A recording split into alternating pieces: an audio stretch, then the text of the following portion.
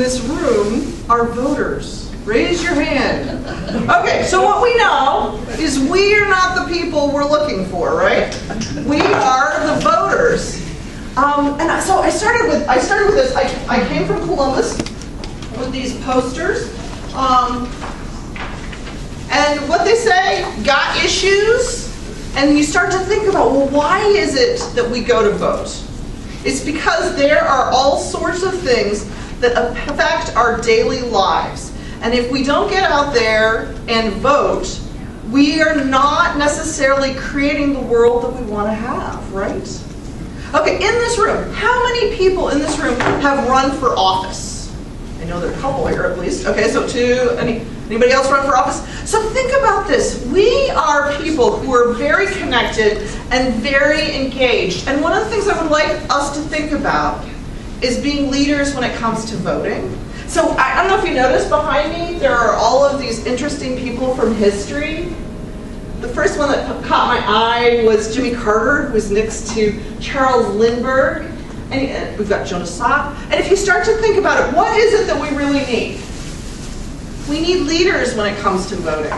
And so it's very important for us to get as engaged as possible because democracy really needs us right now. Democracy really needs us right now. There are decisions that are being made in DC and at the State House that make our lives more difficult and make marginalized communities' lives much more difficult. We need to actually think about how is it that we can be the leaders we've been waiting for, right?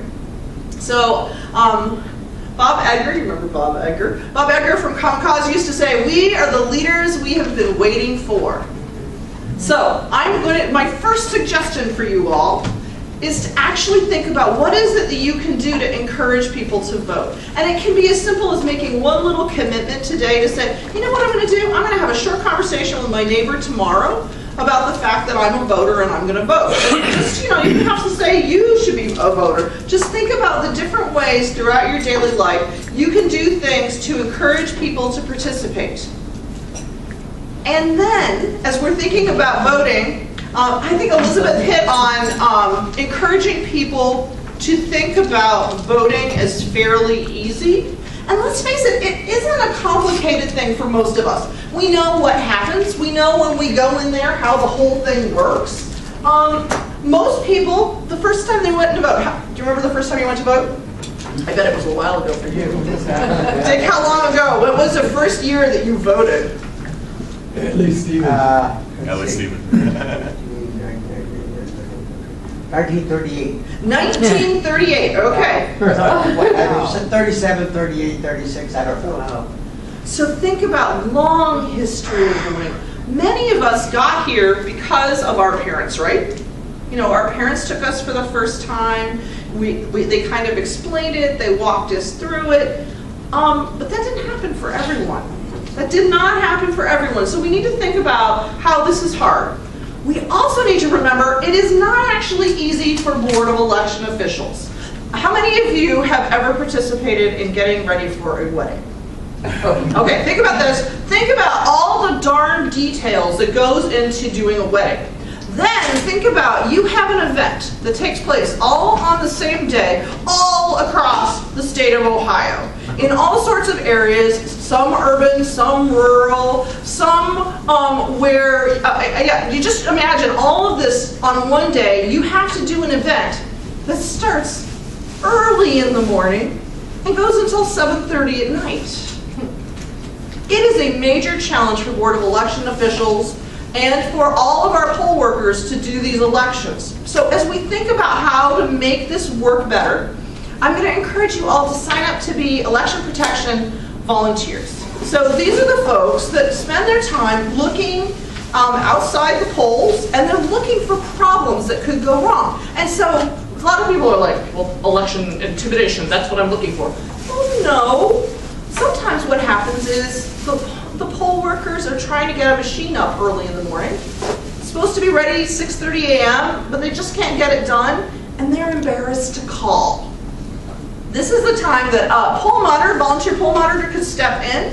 Or, for example, if all of a sudden a poll monitor's out there looking to see what's happening and talking to voters and saying, hey, thanks for voting. I'm out here if you run into any problems. This poll monitor would just be there in case all of a sudden a lot of people came out and they all had those provisional ballots. Well, maybe there's machines down, maybe there's a problem, maybe there's something's going on inside.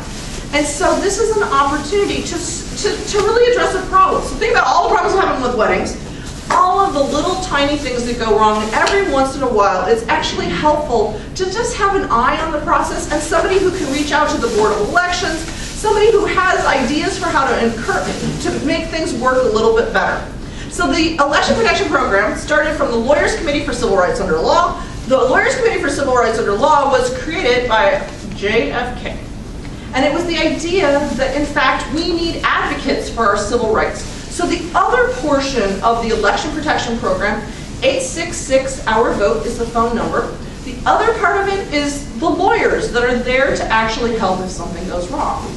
And mostly things don't go wrong, but they can. And we are in a sadly hyper-partisan world. A world where people aren't always kind to people who think differently than they do. And one of the things that we do know from election 2016, that things go wrong. I can think of things like a Trump-Clinton people having an actual physical altercation at a polling location in Columbus.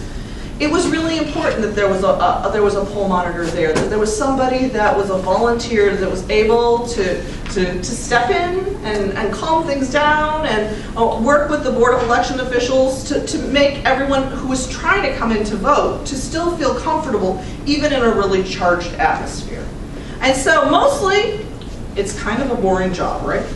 You're standing outside, right? You're standing outside and you're looking for danger. Like a lot of those kind of, if you think about movies like Stakeout, a lot of stakeouts are pretty boring. And yet, it's so important to be there. It's something that you can do so that you can be an advocate for a voter. In Ohio, any voter can request the person of their choice come in to help them with voting. And so if, in fact, somebody needs an advocate, they can ask the volunteer to come in and say, and to help with whatever problem that they run into. The 866 Our Vote hotline also answers questions like, where's my polling location? What voter ID do I need? And a variety of other things. What are the polling hours? And for that matter, if I still wanted to vote by mail, how can I do that? Where is early absentee voting or early vote? Where is that located? Those kinds of questions. So I understand you have a few more people that want to talk. Did you have any questions before I surrender the stage? Let me just, in 2016, I coordinated the election protection for Hamilton County. And I just want to say, I mean, I sat at the central point and stood, all the volunteers were out at the polls. And we got, it was like troubleshooting, and we got several, problems. And I was the one that called the Board of Elections. They were grateful. Oh, absolutely. You would think that they felt like they were being jumped on.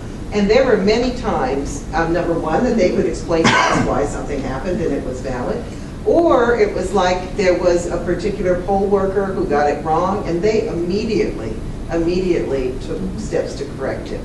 So it was very much welcomed by the board. So I think it's really important to think about this kind of project as really a helpful project and not a hindrance. The idea